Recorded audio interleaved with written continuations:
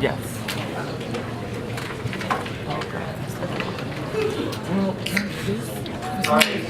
Is going. Yesterday, did you guys get a little briefing Yes, sir. Yes, from Chaplain something? Chaplain Kopek? Kopek. Yeah, all right, so what did he brief on? What did you brief you? Just give me a little quick synopsis. Quickly. So we framed the problem that it's we basically doing poorly with the captains and majors, which has an impact on low density, high demand chaplains, specifically Catholic chaplains. Then we went over the discussion, how do we balance the generating force and readiness, and following with the fact that recruiting is not going to solve the problem, at least at this point. Then we went to a potential solutions, which is the setting up the common understanding of what the religious accommodations for the Roman Catholic soldiers are, which will be addressed through the document, which working title is Catholic SOP. Then we talked about how we revise the district plan.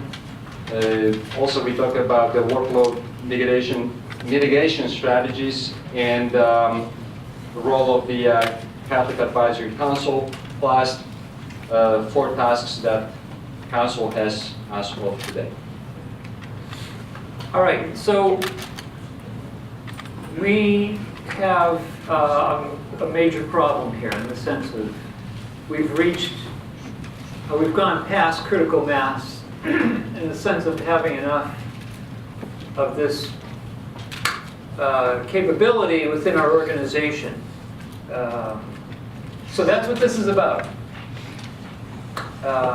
We can no longer manage this the way we have in the past, if you will. Where's Keith Good? Personnel guy. Sir, he's getting his wife from the airport. Oh, okay.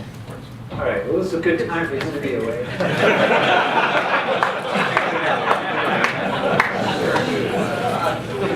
All right. So, He's a former reporter. He'll take all right. We in this context, we have established a what do we call it? A Catholic Advisory Council, a CAC. No. Just cactus taken. All right. Whatever. All right. So anyway, we established a council, Catholic Advisory Council. All right. What? Yeah. So previous to the way that we've done this, just so we're clear, right? We've had someone in the personnel office who has kind of helped manage, okay, hey, let's put a priest here, a priest there, blah, blah, blah, keep, right? That's how we've done it in the past. We're no longer, that's no longer going to work. We cannot do it anymore that way. We just don't have the numbers anywhere close to it anymore. So we gotta figure this out. It's a real problem. It has a real impact on our organization, and we can't let it go. We just can't continue to let it go. So the advisory board is established to help work through this. It is there to take in information and to provide guidance to the chaplain corps about how we can do this. That's its purpose. So it's there to take in information from the chief's office, it's there to take information from the field, it's there to take information from, in other words, if you have a problem with a Catholic chaplain, don't call the priest who's assigned to the chief's office as the guy, the way we used to do it, right? Everybody clear? Like that's how we used to do it. If there was a problem, hey, call this guy because he manages all that. So that's gone. So don't do that anymore. That's why we have the advisory board, okay? And then the advisory board is kind of the link to the chief's office, it's the link to the field, it's the link to every component of this problem, if you will. Now, that advisory board cannot fix these problems.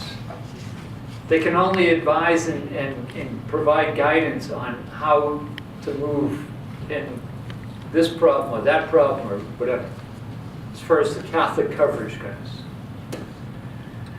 We have a priest up in the chief's office who works in the 357. I don't know what he does there. Nobody will tell me.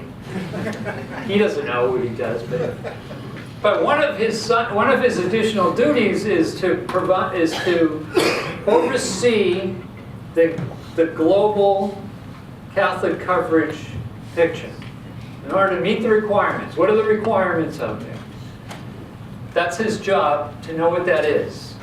And then he kind of helps the personnel managers, at each grade level, fill the requirements. Okay? So that's kind of how the assignment business works as far as the requirements and the needs. But between all of that, you also have all these other issues that come up with this, right?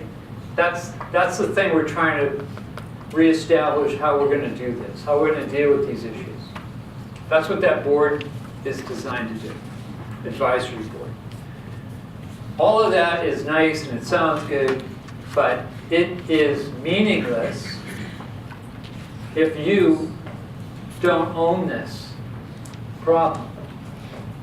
If you don't engage this problem, these other things we're putting in place mean nothing.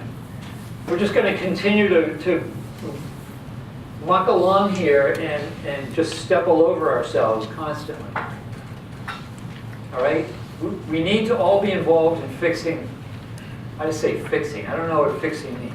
We all need to be involved in moving in this problem, if you will. Does that make sense? So last month we had a meeting at the schoolhouse. Is it this month? Yeah, anyway. So that was I was expecting there to have the advisory council kind of brief all the senior leader chaplains, ACOMs, and I on what the problem is and how we're moving forward and how important it is for everybody, leaders within the chaplain corps, to take this issue,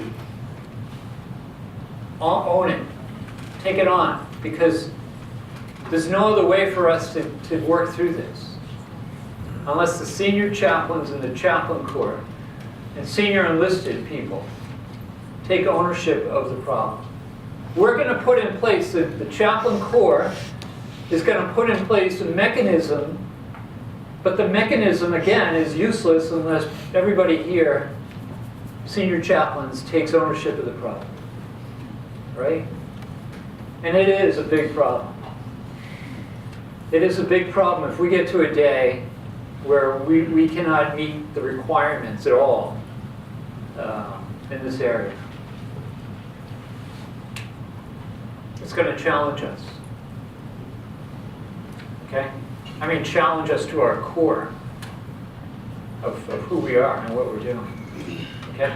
So we all need to own it. We all need to take it. I'm trying to get the other services involved in this as a, hey, we all need to think through this together. That's not happening. So again, it makes it more and more important for you as the senior leaders of the chaplain corps to be involved in this. So I don't know how much each of you knows or doesn't know about the problem, but we need to get busy with helping everybody get up to speed on what the issues are and what the needs are for this. That's what this is.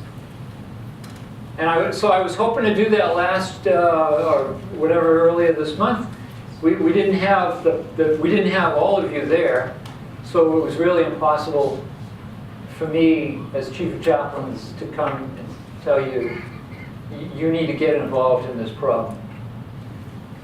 It's no longer a, the Catholic mafia is going to figure out or going to work the problems and, come to some solutions.